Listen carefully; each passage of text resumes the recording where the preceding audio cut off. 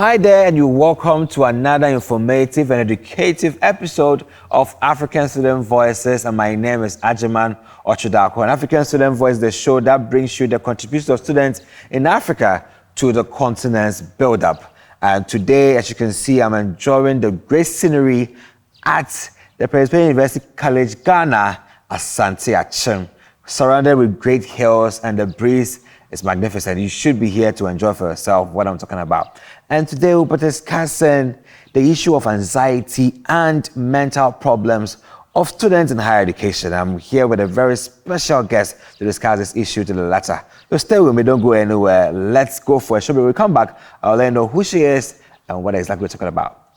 Details, don't go anywhere.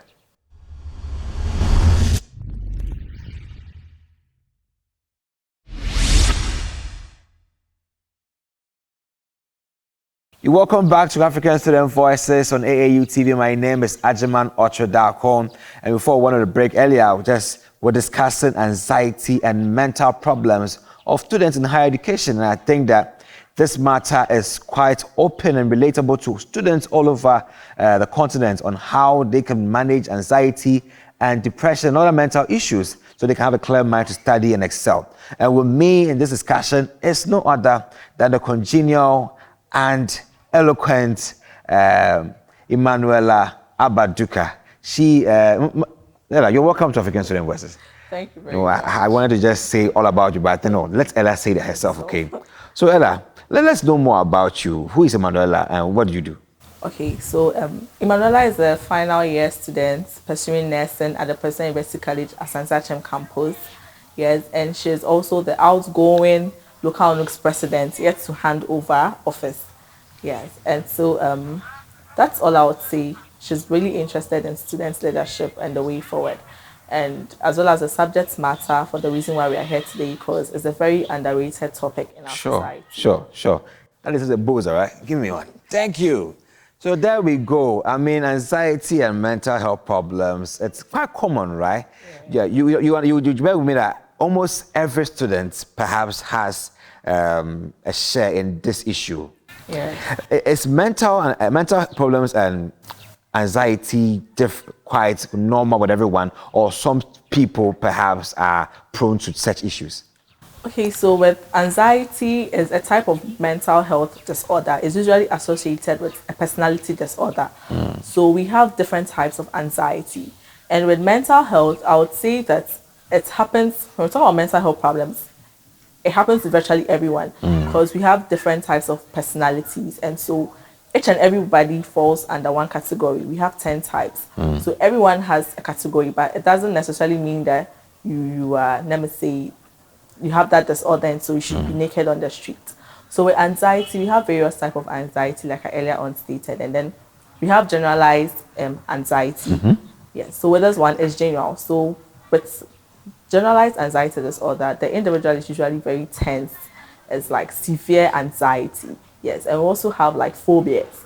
So with phobia, there's different type of phobia. We have agoraphobia, where the person is afraid of being in crowded places. Then we have hydrophobia, where the person is afraid of water. There are various types of phobias. Then part of anxiety, we usually have a risk factor. So if you have a first degree relative, that is either your mother or let's say your mother's sister who is suffering or who is usually anxious, then we can say that you are prone to being anxious. Or if you grow up in a home where your parents are usually tensed up, we can say that you are prone to being anxious. And some people usually not see it until there's a stressful event, and then you realize that, okay, I'm anxious. And everyone at a point in time becomes anxious, no matter how vocal you are. There are times we also have this fright of stage, like you feel like you can't talk. Yes, that's all I can Great. say. So I was even thinking, somebody who is actually afraid of being in a valley surrounded by hills. Well, do you have a name for that? You have a name for that, actually. I have no idea. Well, so let's now come back to the higher education setting and students of concern. You've been looking at this person, then they look at president, and with your role, perhaps combining your nursing and all that, how have you been able to manage that all these thoughts together and still be yourself? Honestly, the journey as a local NUGS president hasn't been easy right from elections. Because I remember I went for the first time and I lost. Wow, And I lost on that's the biggest Friday. depression, when you lose elections. I've lost one before. So I lost elections on Friday, and on Monday I had a major paper, medicine. It wasn't easy, but surprisingly, and going for the position, everyone felt like, okay, once you're going for a position and it's election time, your GPA would It definitely should drop. come down. But then I said to myself, no, if I'm not going to increase it, at least I'll have to leave it where it is. So having that paper on Monday plus, it was mind blowing. It was shocking because leading the elections and then around 7 we start losing. It's not easy, yes. And so I went for the second time and then I got it. So it hasn't been easy combining NUGS with studies. And aside combining NUGS with studies, I also have other leadership roles I play. So it all boils down to time management, and it all boils down to being yourself and being positive. Even in negative situations, I still try to be positive. Yes, and I feel like there is nothing in this world that hasn't happened before. So if someone has been able to do it, then I can also do it. And there are times, honestly, I get quite, let me say, you feel like you can't manage this at all. You become overwhelmed. So I have my parents. So I just take a phone, I call my dad, I call my mom. Then they'll be like, oh, you can do it. So then I get up and then I start. It hasn't been easy. So it boils down to time management, because there are times I would have to go for CC meetings. There are other times we'll have to go for debates. Aside NUGS, I've been debating right from 1100. Okay. Yes. Okay. So the other times we'd have to go for debates, we'd have to go for other school functions, and then you have your studies. So what I try to do is not to learn ahead, but just to grab some basic concepts. So when I know those concepts and I come back and it's this condition that say we are treating, then I just know that, okay, this condition, this and this and this, that's all. Or I have my friends who will study, and I just say, tell me what you studied. Then I get it. Yes. So you've done very well by deciphering all these conditions and perhaps excelling at that. But let's talk about other people around you that you observed, and what they've been through, and how perhaps anxiety, depression caught up to them. Can you share with us some of the things that you have observed as some of the basic causes of anxiety and depression in students? Okay, well, if I should say there's a specific cause for anxiety, I wouldn't be honest, because there is no definitive cause of anxiety, and researchers are still trying to get the main cause of anxiety. But the one thing I realized is that with students, not everyone has the same emotional capacity as you. That's one thing I realized, because I could call my parents and tell them that this, and they help me. But not everyone has that approach or has parents. We even sometimes have parents who say negative things to you. Yeah. Some parents don't even believe in their children. So if you don't believe in your child, how do you expect him or her to also believe in that? So it all boils down to the foundation. Yes. And so if, let's say, you don't have the foundation and you come to the tertiary level, you're building your life. So you have to build a life for you. So at this point in time, with the anxiety, you have to know yourself. And so most causes is that students are not able to manage their time properly. They feel overwhelmed. Some people can combine a lot of things. And being in nursing school, it's very stressful. And so for some period of time, even among my mates, you have people telling you that they can't combine extracurricular activities. So over here, a lot of students try to disengage themselves from extracurricular activities because they're not able to balance it. And it's not any fault of theirs. It's due to their capacity or emotional build-up. And then since the course is very demanding, some students would like to pile the work. Some people work under stress. So they like to pile it up, then last minute learn, and then they try to go. And then you can't do it like that because the brain works in such a way that when it's tired, it's tired. So they will resort to taking in caffeine just to stay up through the night. Some will resort to taking drugs. Some will resort to taking alcohol. And then with time, these drugs have effects on the individual. It has effects on the whole system. Yes. So with time, you realize that you can't manage it because with drugs, when you take a drug up to a certain point, it's like you become tolerant to the drug. So it means you have to increase the doses that you are taking. And so we are increasing the doses. It also every drug has a side effect. Then the side effects all comes in. And then with some students too, they don't really like talking in front of people. Yeah.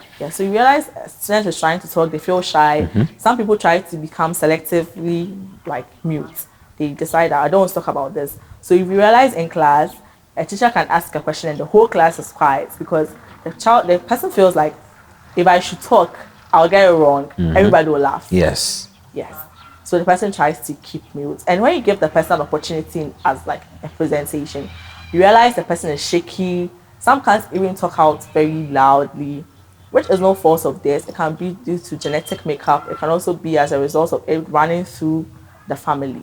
Yeah. So whatever be the cause, there are also ways you can manage it. Great. So I think we've been able to settle on, also build a good premise on the background on why students may end up with some anxiety and depression and other mental problems. But we'll go for a short break. When we come back, we'll now delve now into how you can now generate ways and means to just step up from anxiety and other mental health problems. Okay, don't go anywhere. We'll just give you more solutions. Stay with us.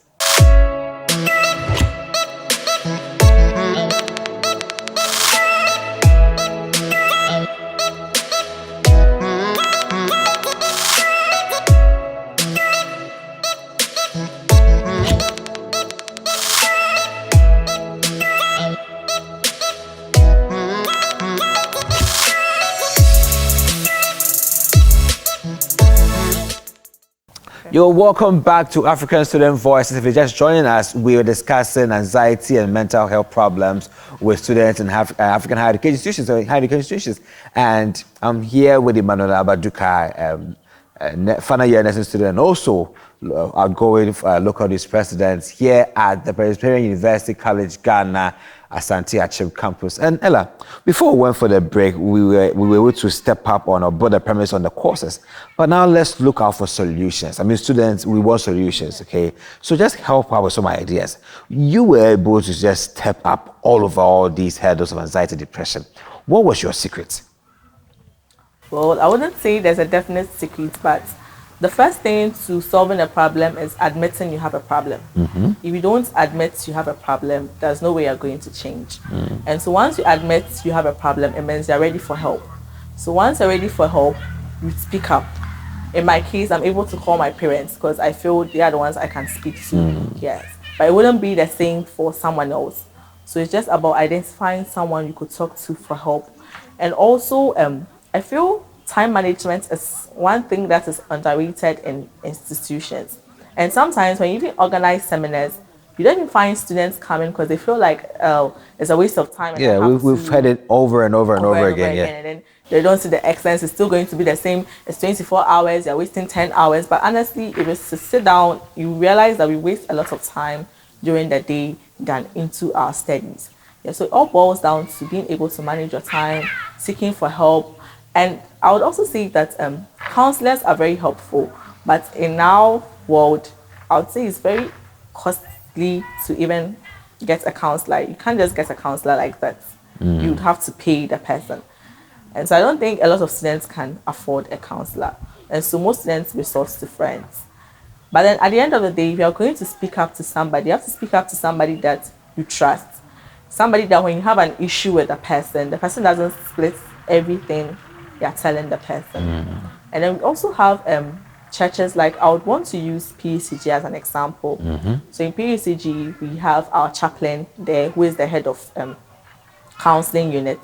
We also have some lecturers who are part. A lot of students have benefited from these issues. Some call the lecturers, even some, because of me say they're able to combine academics, but then they also have issues at home. Yeah. And sometimes these issues are very worrying that you can't even concentrate. I mean, learning and they call you and tell you your father is dead or your father is in an accident. It's so very disturbing. Yeah, very disturbing. Very disturbing. So you need someone to talk to. And so these lecturers are there. And then one thing is that the lecturers are open and nobody is going to say that, okay, because you've told me this about yourself, it means when I come to class, I'm going to do this over and over again against you. You just told him and does it, and the person offers you help. Yes. And then as well, the hospital, which is our affiliated institutions, we also have a psychologist there who is always open to students. Yeah, so these are the ways and means students can use. And then one thing is, if you are resorting to drugs, you can't just stop using the drugs abruptly. You have to start using it, reducing it bit by bit. So you just have to call for help. The psychologists are there. You could go and see, you go to the mental health unit at the hospital. It doesn't mean people think once you visit a psychiatric hospital, then it means you are losing it all. But then that's not the case. We all have a lot of mental health is broad. There are lots of things there. So it all boils down to seeking for help. Let's pick a very, very common example. A student perhaps failed a very, very important examination and really has affected their grading for that semester. And they are so disturbed about that. If a student like that comes to you for support, as they confine in you, how are we able to help them from that condition?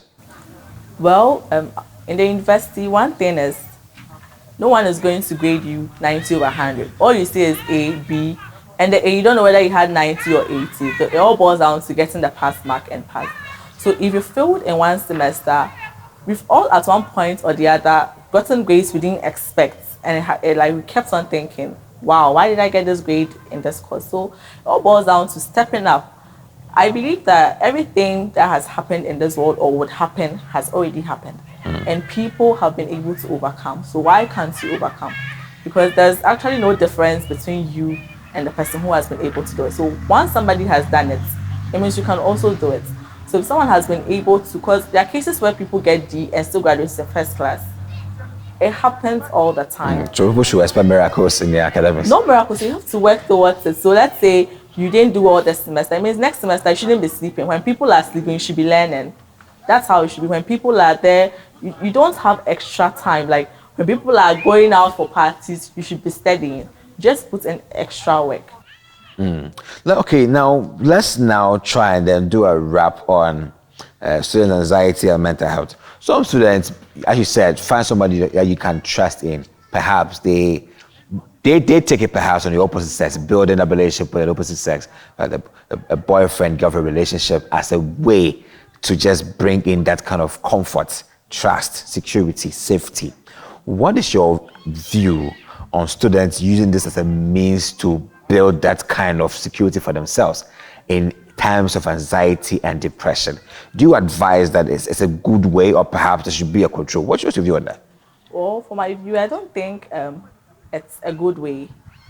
Well, it has worked for some and it wouldn't work for everyone else. So, well, let's make it really clear that sexual relationships perhaps on campuses with students as a means of actually protecting themselves and gaining the comforts against such mental problems as a solution is not ideal. Perhaps it should be a control. What do you think about that? As a solution, I don't think so. I would doubt. Okay. What do you think about it? So, with my take on it, I feel a relationship is a relationship, whether you build it with the opposite sex or with the same sex. And every relationship works within a time frame, whether it would stay or it wouldn't last. And so confining in the opposite sex, some students gain comfort, but then that's not a secure way. Because in the university, I don't think you knew the person you are in a relationship with. People date people out of what they see. They don't really ask. And so even in our local tradition, we have something they say, Okwa Waria Bisa. Yeah. Which a lot of students in university don't do. You don't know the background of whoever you are dated. And then I don't think a lot of youth these days date with the right motive. So if you're not dating with the right motive, why would you want to open up to somebody you don't have any So what do you mean by dating with the right motive? Well, people date for various reasons known to them. So from my point of view, I would say dating with the right motive means you are planning on something. You're going somewhere. Okay. You have a destination. Okay. But if you're not planning or you're not going somewhere, you're just doing it for fun, I don't think it's the right motive. Yeah, there's this hairstyle in town that people just cut something like a C and doesn't go anywhere. Say they will take you nowhere. So just on the lighter side though, but so with the issue of relationships, you're talking about them finding more information, also having a purpose for that relationship as a means of driving hope and actually having some sort of fruitfulness in that relationship. So just wrap on with that. Let's see how that one also works to the benefit. To the benefit. Okay, so if you're in a relationship and you know where you're going to, you have a plan, which is also bound to time, whether it will stay or will last. I mean, it can end without any reason. Yes. So let's say you're in a relationship with a purpose. You both have a purpose. And so it's not like one person is leaving the other behind. They're both building each other up. So if you're in the same class, You'll be learning together. You'll be doing things together just to build yourselves up. Yeah, so but that, if you confide in the person, I think it's more positive than being confiding in someone who has no motive. Sure. So take it from Ella, that you have to build relationships, whether from same sex or differences, but just have purpose, have a motive, okay? And that will be to your benefits. So I think we're wrapping up, okay, on anxiety and mental health problems for students in Africa. But just send out a message out there. What would you want to tell people? Because with your position as a medical student, a nursing student, final year student, with all the demanding schedules that you meet, and also you want to go on Local NUGS President, which is quite a huge portfolio, but how you've been able to manage it, I applaud that. Just send a message out there, inspire somebody that, listen, it doesn't really matter. Just inspire someone out there. Okay, so in brief, I would like to say that, and I keep on saying it, if someone has done it before, you can also do it. And life is about you. If there's someone who is going to do it, it's going to be you. Because if you depend on parents or if you depend on anyone, they could go at any time and be left with only you. So be positive, say positive things to yourself, encourage yourself. When you fall, pick yourself up, and don't try to be a perfectionist, because we all fail sometimes. And when you fail, admit you failed and do the right thing.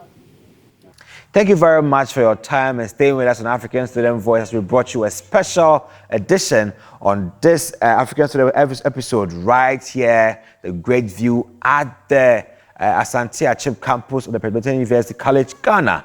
And my name is Emmanuella Aba Duker. Just keep watching AUTV and your #1 student show, African Student Voice. Just be safe, take care of yourself, and then see you next time. Bye.